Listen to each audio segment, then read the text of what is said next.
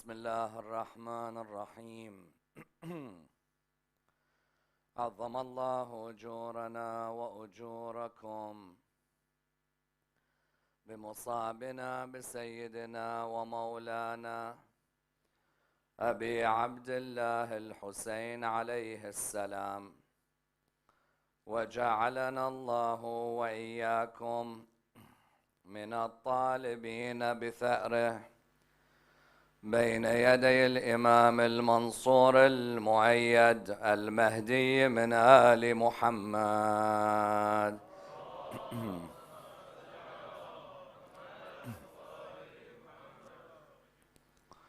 الحمد لله رب العالمين، والصلاة والسلام على سيدنا وعظيمنا وحبيب قلوبنا وشفيع نفوسنا أبي القاسم محمد، اللهم صل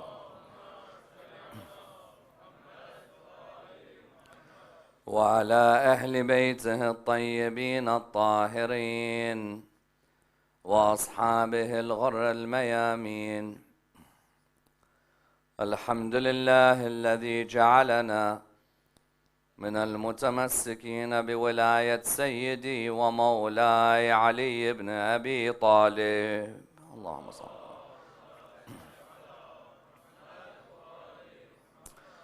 الحمد لله الذي هدانا لهذا وما كنا لنهتدي لولا أن هدانا الله. أما بعد, O Yazid, however hard you try, you'll never obliterate our love and our memory from the hearts of the people. The first of our salawat in honor of Rasulullah Muhammad sallallahu alayhi wa alihi wa sallam. Allahumma salli ala Muhammad wa ala. Second louder salawat in honor of Imam Amir al-Mu'mineen alayhi salam. Allahumma salli ala Muhammad wa ala Muhammad. A third with your loudest voices in honor of the Imam of our time, Imam Sahib al-Asr wa al-Zaman. Allahumma salli.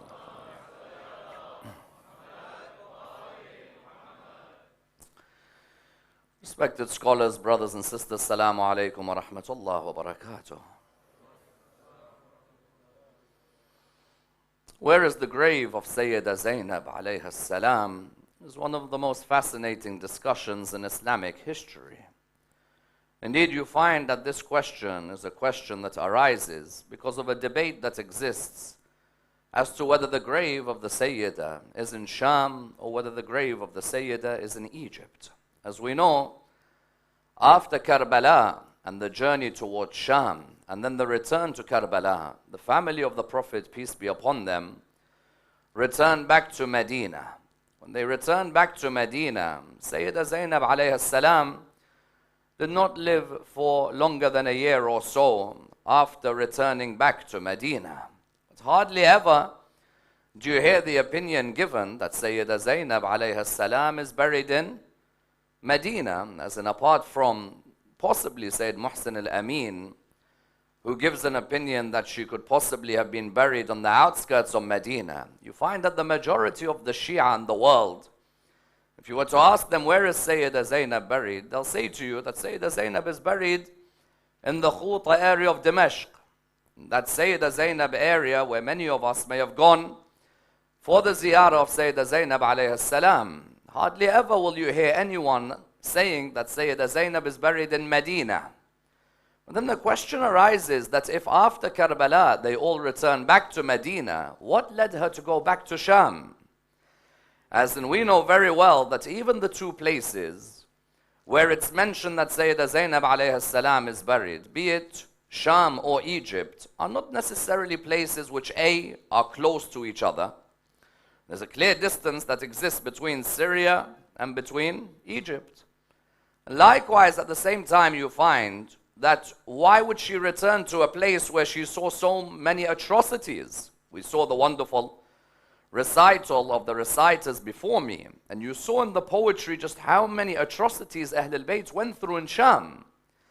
And therefore one asks the question that why would you return to a place where you saw, for example, the torture and the punishment and the abuse, both on an emotional level and on a physical level, towards you and your family. So why on the first level would she go to return there? Many would ask this question, that we can go on ziyarah towards Sayeda Zainab alayhi salam, but we know that Jami' al-Amawi, the Umayyad palace, is only 20-25 minutes from the Ghuta area, from where she is buried. Why would you return to a place which brought you trauma? Most people, after a traumatic experience, would want to run away from a place where they're classically conditioned to remember that place. It always evokes a certain memory. Likewise, a person asked the question, then why Egypt? And if you look now at many of our Egyptian brethren, they'll say to you that they love both the mosque of Sayeda Zainab alayhi salam and the mosque of Imam al-Hussein alayhi salam. You go there and you'll see that there is a great amount of love. But Egypt and its relationship with Ahl al-Bayt alayhim salam has an interesting history. There are moments Ahl al-Bayt are highly revered in Egypt. There are moments where some of the worst moments, one may argue, in the history of the Ahl al-Bayt were in Egypt. As in, one only has to ask, where is Malik al-Ashtar buried? Where is Muhammad, the son of Abu Bakr, buried? These are people who were killed in Egypt. But then at the same time, a person may say that the Fatimid Empire was in Egypt. Even in the time of Imam Ali alayhi salam, you may have someone like Qais bin Sa'ad, a great governor who was in Egypt. But Egypt at the same time has the likes of Amr ibn al-As. So you found that Egypt likewise, would it be a home for Sayyida Zainab alayhi salam? If I was to return back anywhere and stay anywhere, I would stay in Medina. Because in Medina, the majority of the Ansar love the Ahl al-Bayt alayhim salam. As in, barring a couple of the members of the Ansar, a lot of the Ansar tried to remain loyal in one way or the other to the Ahl al-Bayt. So why would you say the Zainab alayhi salam? Why would you leave Medina and go towards Sham? Or why would you go towards Egypt? So on the one hand, the question arises because of what we know of the areas. Some of the problems methodologically emerge when trying to find the answer. Because on the one hand, Ahl al-Bayt alayhim salam, when they name their daughters, they love to give them the same name but with different subtitles. Sometimes you'll see, for example, Fatima al-Kubra. But then you have Fatima Sughra. Then you have Fatima al-Wusta. Then you have Fatima al-Ukhra. So you have Fatima the elder, Fatima the younger, Fatima the other, Fatima the middle. Because why? Because Ahl al-Bayt try to teach us a lesson. That try and name all of your children after us. The same way Imam al-Hussein alayhi salam says, if I had 1,000 sons, I'll name them all Ali. And if I had 1,000 daughters, I'll name them all Fatima. But then at the same time, you find that they also don't have a problem doing the same thing with Zainab alayhi salam. We have Zainab al-Kubra, then we have Zainab al-Sughra, then we have Zainab al-Ukhra, and then we have Zainab al-Wusta. So now we have all of these Zainabat, for example, who are in the history of Ahl al-Bayt alayhim salam. When you're a historian and you're trying to figure out who are we talking about, there is also another issue, and that is that sometimes you could have a Zainab, daughter of Imam Ali and Fatima alayhim salam. But then sometimes you can have a Zainab, daughter of Imam Ali alayhi salam, from another marriage. So now we're trying to find out which Zainab we could be talking about. Because Imam Ali alayhi salam had 27 children, according to Shaykh al-Mufid and the Irshad. I know that many times we hear about maybe 7, 8 of them who are the more famous ones. We found that Shaykh al-Mufid and the Irshad says that he has 27 children. When he has 27, and I'm trying to figure out who's who, and we get to Karbala, and how many times have you read in the Maqatil, Fatima bint al-Hussein? How many Fatima are there with Imam al-Hussein alayhi salam? In the Maqatil in Sham, I sometimes read Fatima. I find out her subtitle is Sukaina. I read about another Fatima. Her subtitle is Ruqayya.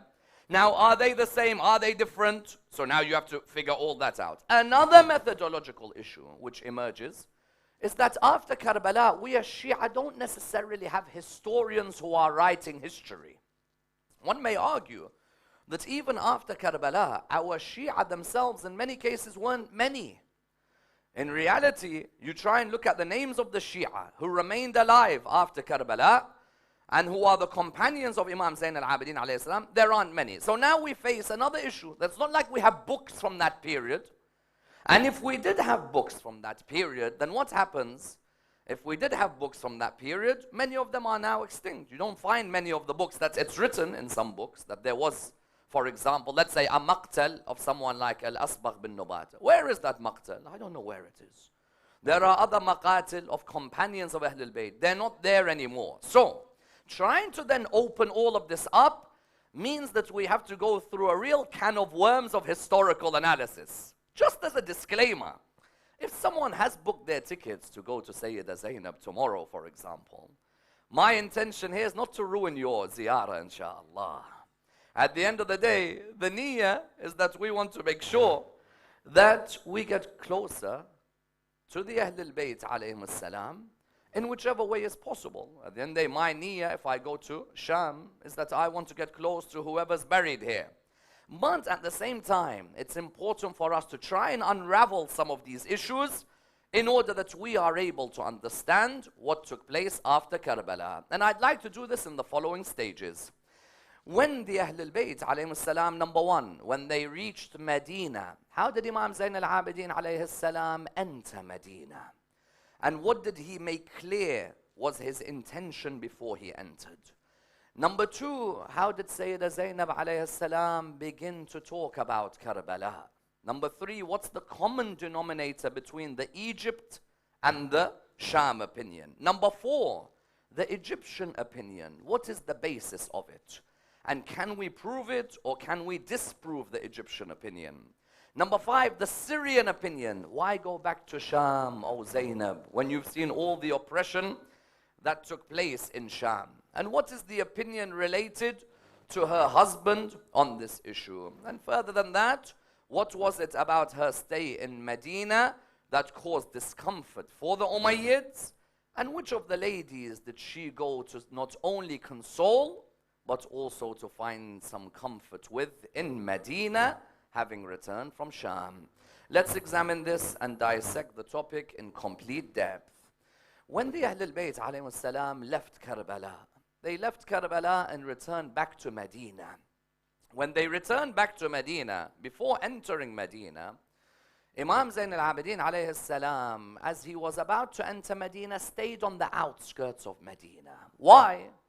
Because the Imam wanted in a way to make clear that number one, we're about to enter. And as we're about to enter, we don't want to, for example, cause a scene. Let the people know that we are on our way entering the land of Medina. But that also, let us establish something. Let us establish Masa'ib al-Hussein alayhi salam.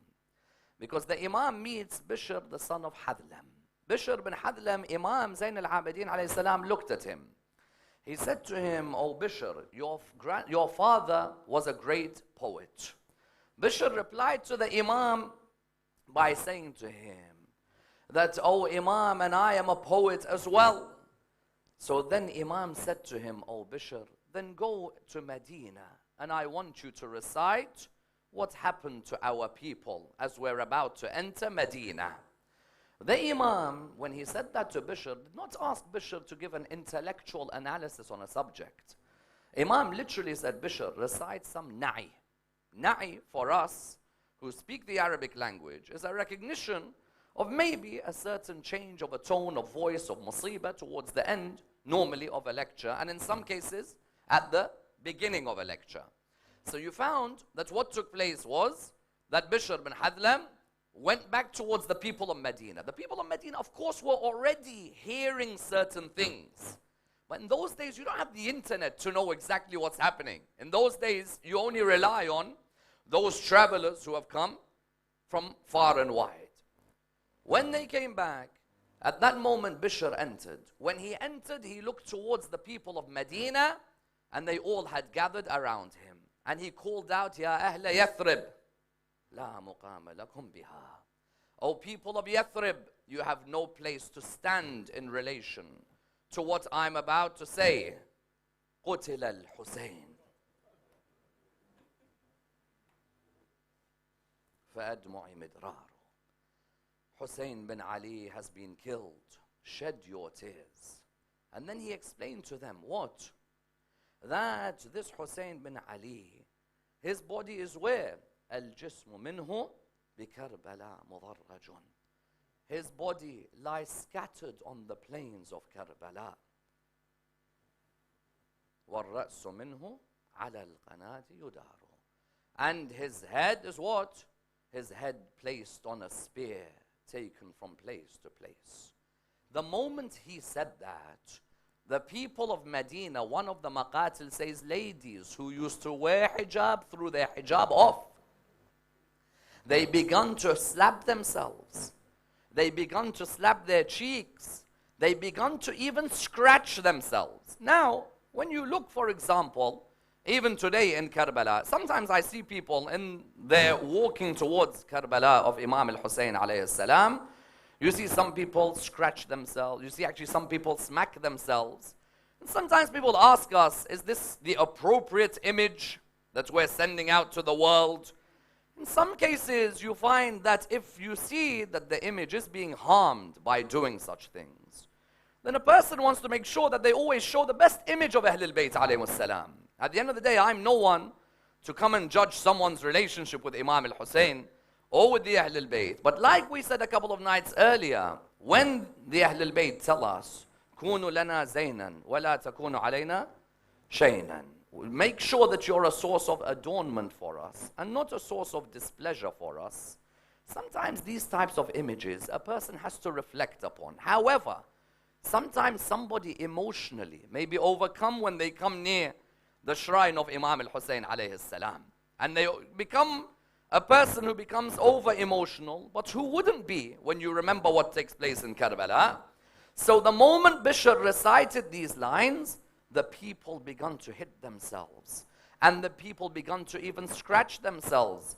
And they were walking around barefooted from one place to another until Imam Zain al-Abidin alayhi salam entered Medina with the ladies of Al Muhammad. When Imam entered, Imam took a chair, he sat down, and he literally began giving a majlis about what took place in the journey, where he mentioned the way his father was killed, the way his companions were killed, where he mentioned how they were literally taken like the slaves of the Turks were taken from one place to another.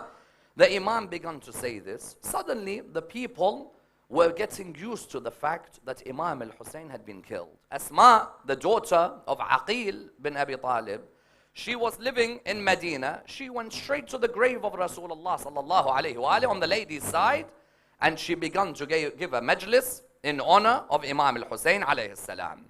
Then you had Salama. Salama actually had a canopy. Salama had a canopy in Medina. And Salama and the rest of the ladies of Al Muhammad instituted the wearing of black. Because sometimes you'll see people who will say, what is this you're all wearing black? This is bid'ah. We don't have black in our... No, we have certain moments where black may be makruh. But there are moments in our history where black was seen as being a sign of mourning. One of them is Al Muhammad's grandmother, Salama, wore a black scarf straight away in the heat of Medina to make clear that we are now in a state of mourning, and because we're in a state of mourning, we wear black. And the rest of the ladies, and you know these ladies, by the way, did not take off the black for at least 4 or 5 years, and did not, for example, look after their hair in a way except by tying it in a bun, which was seen as being a form of mourning. You wouldn't let it out. They were tying it as a form of mourning until Mukhtar al-Thaqafi got vengeance on some of the killers of the perpetrators of the 10th of Muharram. So you found that these ladies were all wearing black. Some of these ladies couldn't even, for example, turn around and say, I have the strength to cook, let's say. So who used to do the cooking? Imam Zain al-Abidin used to cook for all the ladies. And this is something interesting. Because if ever anyone thought, because some of us, I speak for myself, before I speak for all of you, probably destroy a kitchen if I went inside it.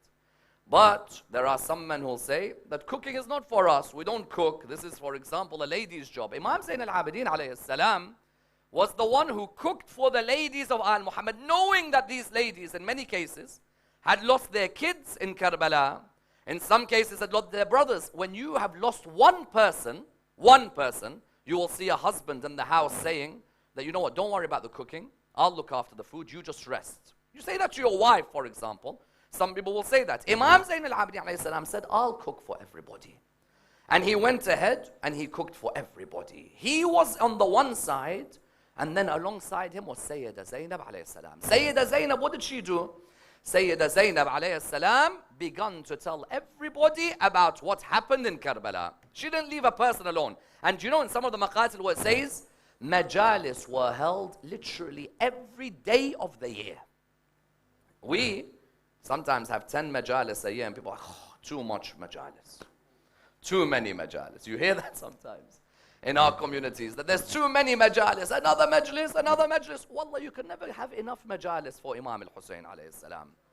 Honestly, if I'm being very frank with you, a majlis is not necessarily a place you go because you're going to gain immense amounts of ilm. Sometimes it's just to go and rest your heart, soften your heart, soften your soul, so that you remember the atrocities of the 10th of Muharram. Sometimes it breaks your heart, you feel comfortable, or you meet others. Honestly, some of those who were at Karbala, I guarantee you, when they came to see each other, it's not like they needed ilm, but they just needed people they could buffer emotion off. They needed people who could empathize with them. Their health psychologically needed for us as humans to see one another every day and every night. Sayeda Zainab, without fail, amongst other ladies, would be giving majalis amongst, for example, the ladies. This giving of the majalis meant that there was a certain piece of news that was sent where? That was sent towards the land of Sham. Sallu ala Muhammad wa ali Muhammad.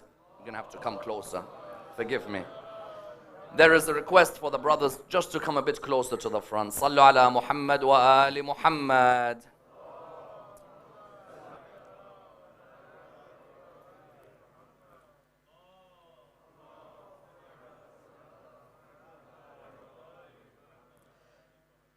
The news reached Sham. When the news reached Sham, who is it that made sure the news reached Sham? Amr, the son of Sa'id ibn al-Ashdaq. He was the one who made sure the news reached Sham. Yazid, Amr wrote to him. He said to him, we have a trouble here in Medina. Zainab alayhi salam would not keep her mouth quiet. She continues to tell everybody about Karbala, about Kufa. Not just Sham, even Sinjar and Mosul and Baalbek and all of these areas where Ahlul Bayt went on their journey. Because many times we say Karbala, Kufa, Sham. There's no flights for a person in those days to take. There were at least 30 odd stops that Al Muhammad had to stop in. So Sayyidah Zainab wouldn't just say, Karbala, this happened. Even though if she just said Karbala, that's enough for a person. But she went on to talk about Kufa and Mosul and Sinjar. And she went on to talk about Halab and Baalbek and all of these areas. This is what happened here. This is the daughter we lost here. This is how we were hit here. This is the way we were attacked here. Every single place. Yazid wants control of the media. His father was the king of media. His father, for 40 years, taught you a lesson in media. That you can bring up a generation hating Ali. Do you agree? His father was the king of the media. Yazid knew the only reason dad became so powerful is because he controlled the media. He made sure that when Ali died, and people ask, how did he die? Say in his salah, the people said, does Ali pray? That's where the media had gone. Yazid needed control of the media. Yazid knew that the biggest problem that he faced with the media was who? Was Sayyidah Zainab alayhi salam. And that's where you found the stories of Egypt and Syria both emerge. How? On the one hand, with Egypt, the opinion is given by some that when it comes to Egypt, Amr, the son of Sa'id, said to Sayyidah Zainab alayhi salam that an order has been given to you. You have a choice of where you want to go and live. You cannot live here in Medina anymore. There's no way that you're going to be able to rally the Ansar of Medina against the government. Remember, it was only a couple of years after Karbala that Yazid made his dogs urinate in Medina. When a person says to you, you know, sometimes there are certain historians, and they live until today, they say Yazid cannot be blamed for Karbala. Blame it on Ibn Ziyad. Why? Because they say on the one hand, Yazid was not at Karbala. Yazid was in Sham, so all the blame should be on Ibn Ziyad.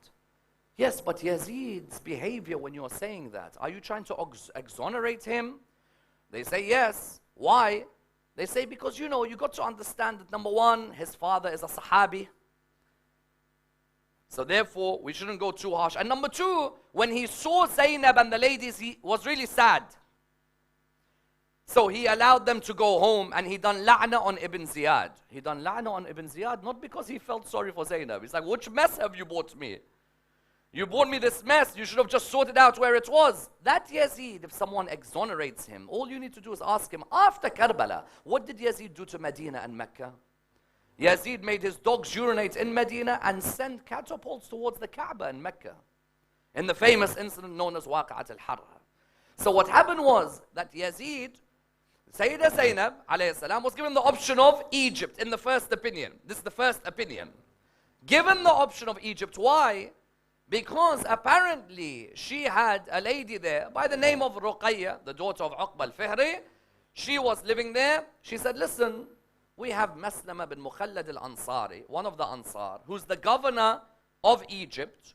He wants to welcome you to Egypt. Come here, live here. He sends his condolences to you. And that Sayyidah Zainab alayhi salam left Medina. Where is this? There is a book called Akhbar al-Zainabat. Akhbar al-Zainabat is a book by an author called Ubaydili. Ubaydili has written this book.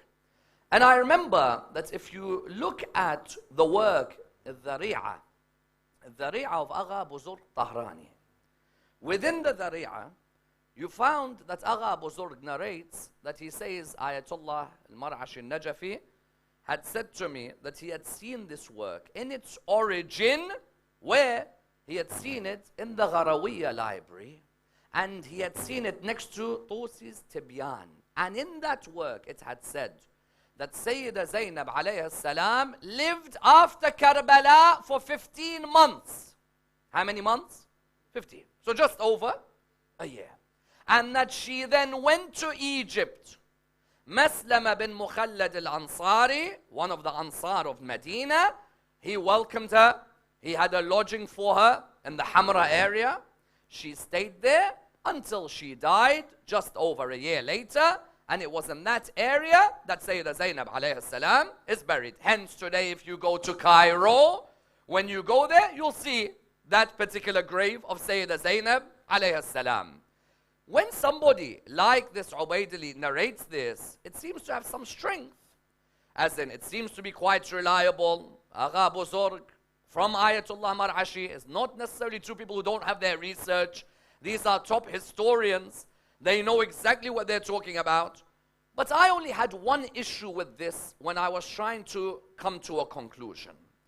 And that is, for me, Maslama bin Mukhallad al-Ansari, for me personally, Maslama bin Mukhallad al-Ansari, there are only two Ansar families, I believe, two Ansar families who were always anti-Ahl al-Bayt alayhim as-salam. Only two. The rest, you'll find that amongst them, they were quite loyal to Ahl al-Bayt, but there were two. One of them, Nu'man bin Bashir, him and his father, both of them anti-Ahl al-Bayt, both of them are Ansaris. And Nu'man bin Bashir, you all know him. He is the father-in-law of Mukhtar al-Thaqafi. If you've seen the film Mukhtar, his father-in-law was the governor in Kufa and was later replaced by Ibn Ziyad. Nu'man and his father Bashir, both were enemies of Ahl al-Bayt alayhim salam. But the other Ansari family, which I believe were enemies of Ahl al-Bayt throughout their lives, was Maslama and his father Mukhallad. They were enemies of Ahl al-Bayt alayhim salam, and the biggest proof is earlier in my majlis I said to you that Qais bin Sa'ad was governor of Imam Ali alayhi salam in Egypt. While he was governor of Imam Ali in Egypt, who was his biggest enemy? Maslama bin Mukhallad.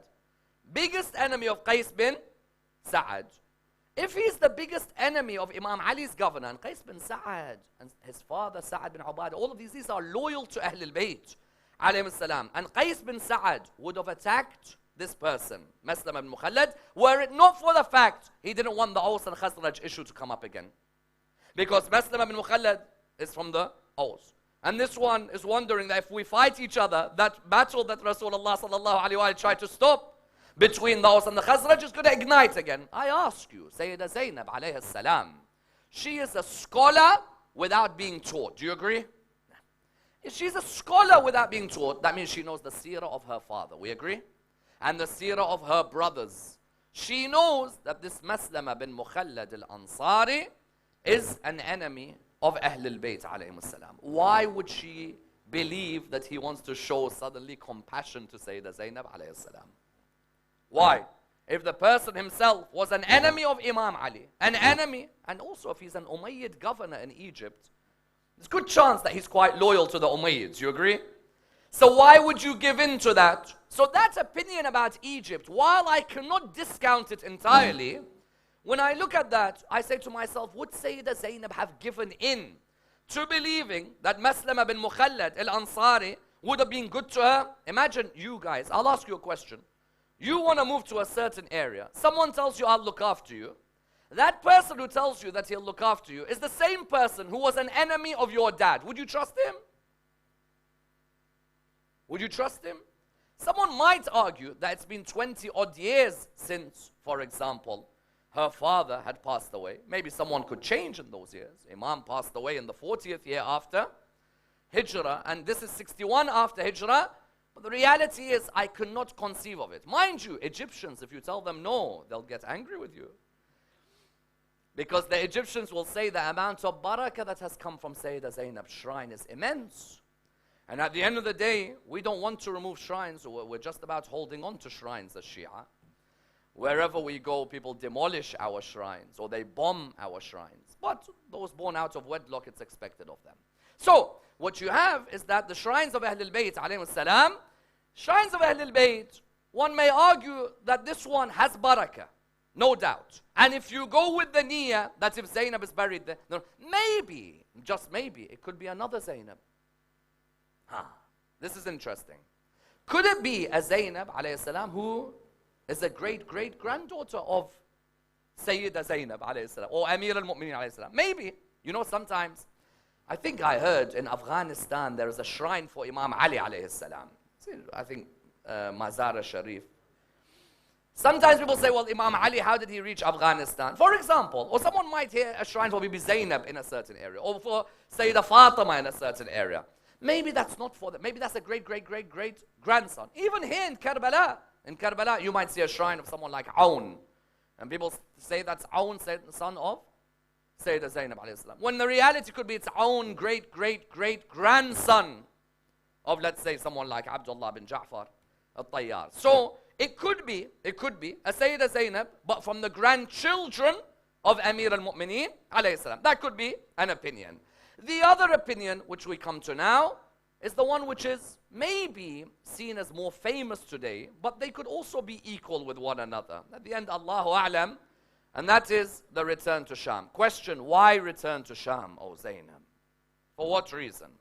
Again, we come back to the common denominator. Amr bin Sa'id tells Yazid, possibly Yazid wants to keep an eye on Sayyidah Zainab alayhi salam. Because what's the more famous opinion? The more famous is that you'll find, or another opinion that's given, is that Amr bin Sa'id asks her, where do you want to go?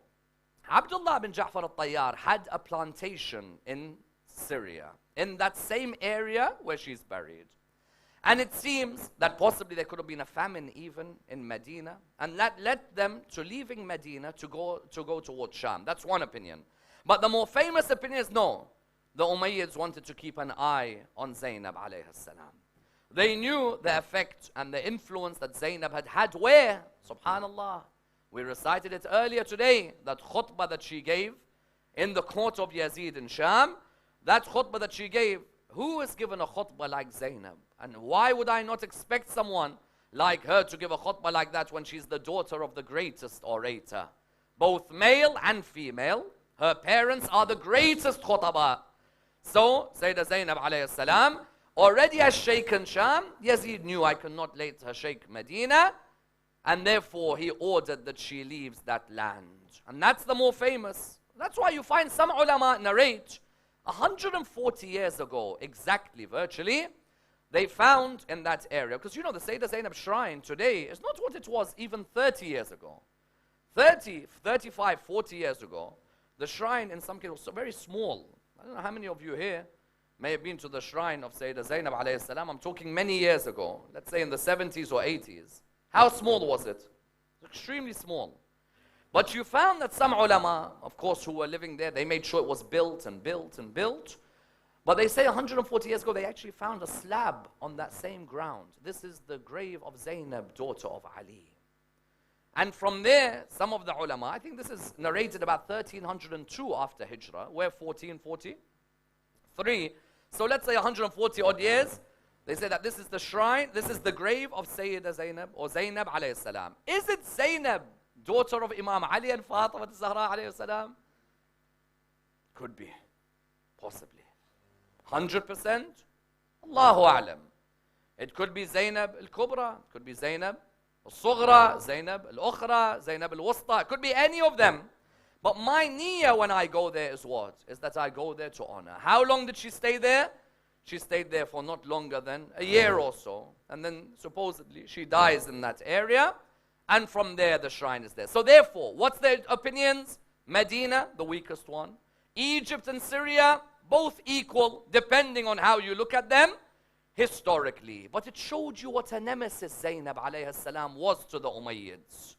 That sometimes a religion where people talk about all the male examples, forget that a female rocked a great empire. No doubt that this lady, even in her 50s, the strength that she had, that she was able to rock that empire, they knew from the day she entered Medina. Back from Karbala, the governor knew that he was in trouble. For this Zainab was a leader in her own self. We talk about the heroes of Karbala. Sometimes we should talk about the sheroes of Karbala. For there are sheroes in Karbala, both those who were present in Karbala, but also those who were not present as well. There are some who were not present at Karbala, but they gave everything on the 10th of Muharram.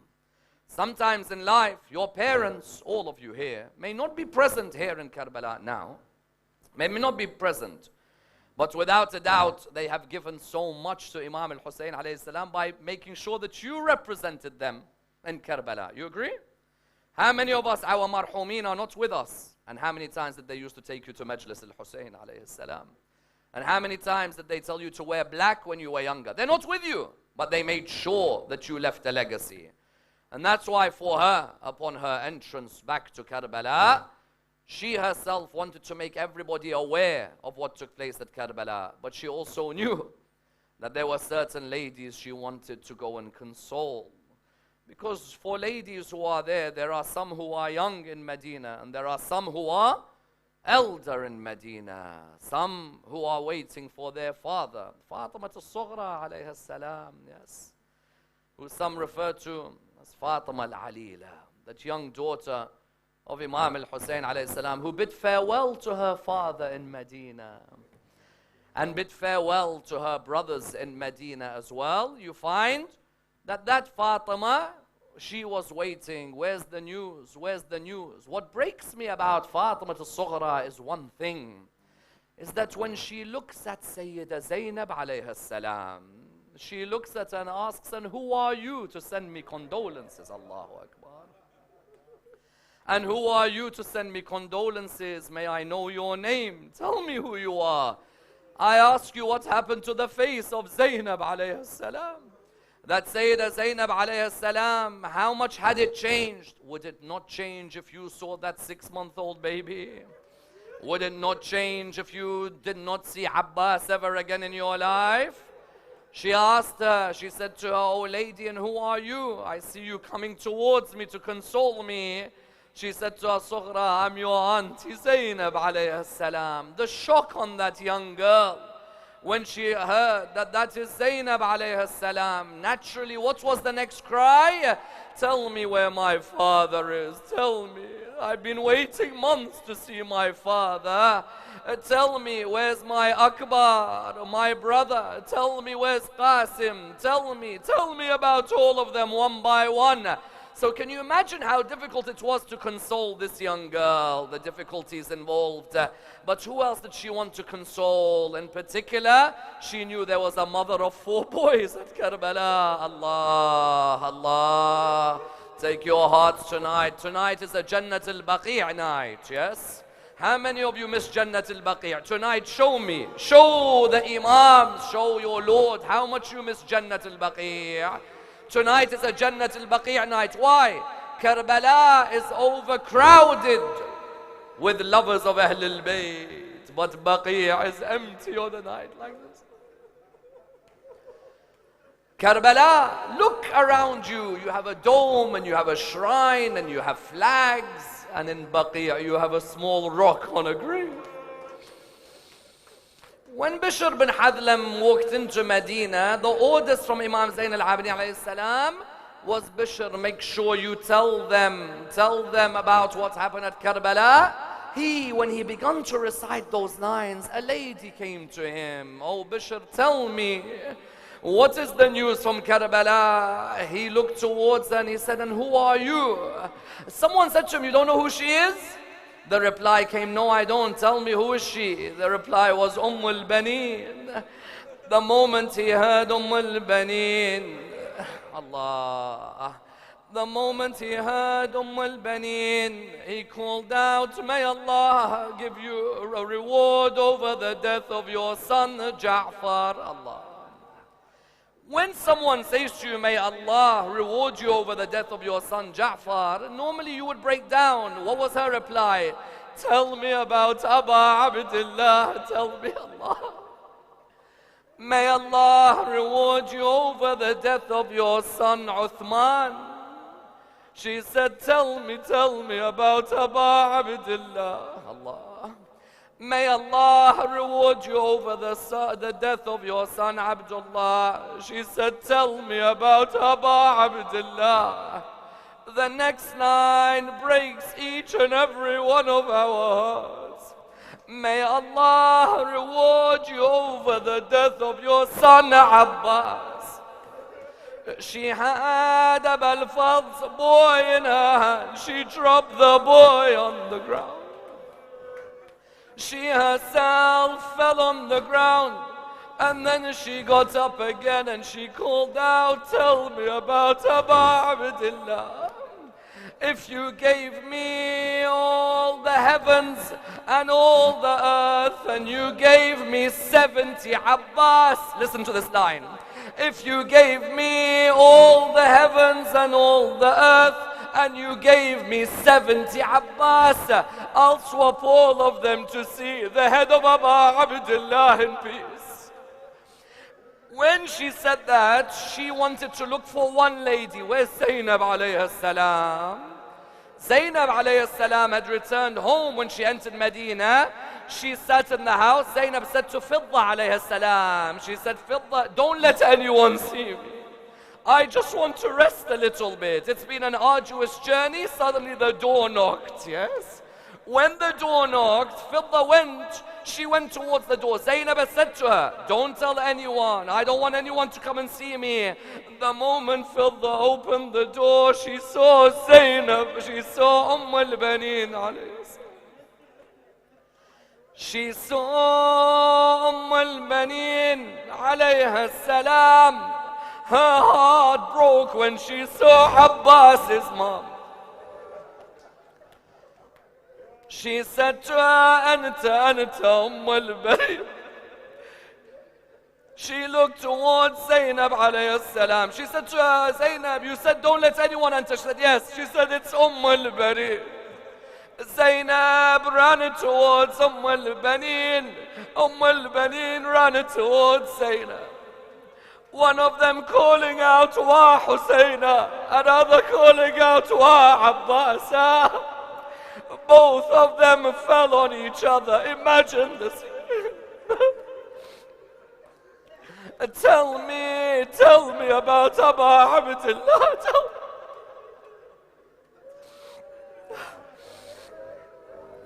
Tell me about Ammar Abdullah. Tell me. She said to her, shall I tell you about Abu al-Fadl? Why wouldn't al-Banin ask about Abu al-Fadl? Why? She knew Abu al-Fadl is the responsibility of Fatima al-Zahra. Because they say on the day of judgment, Fatima will hold the hands of Abu al-Fadl. Tell me about Ammar Abdullah. Tell me. That night was a difficult night for Sayeda Zainab alayha salam. But if you face difficulties, who do you go to? Where do you go? You'd go and visit your grandfather, Rasulullah. But then after your grandfather, where would you go? You'd go to the grave of your mother Fatima. Imagine the way she opened her heart to her mother Fatima. I want to say these lines to you. Help me. Oh my mother Fatima, I thought your rib was the only rib will break. I thought your rib will be the only rib that will break. I saw Hussein's ribs taken. What else? I thought that the fire on your door in Medina was the only fire I'd see. But in Karbala I saw the tents on fire. Now this line, I thought that your baby was the only one I'd see. Allah, this for all of you. I thought your baby was the only one I'd see lost. I saw the 6-month-old baby. God. When she finished from her mother, where did she go? Towards Imam al-Hasan alayhi salam. Never forget Imam al-Hasan alayhi salam. What were the words the poet says? One day you covered a bowl when you were vomiting from that poison. If you had seen the bowl in Sham, I saw Ammar Abdullah's head in a bowl.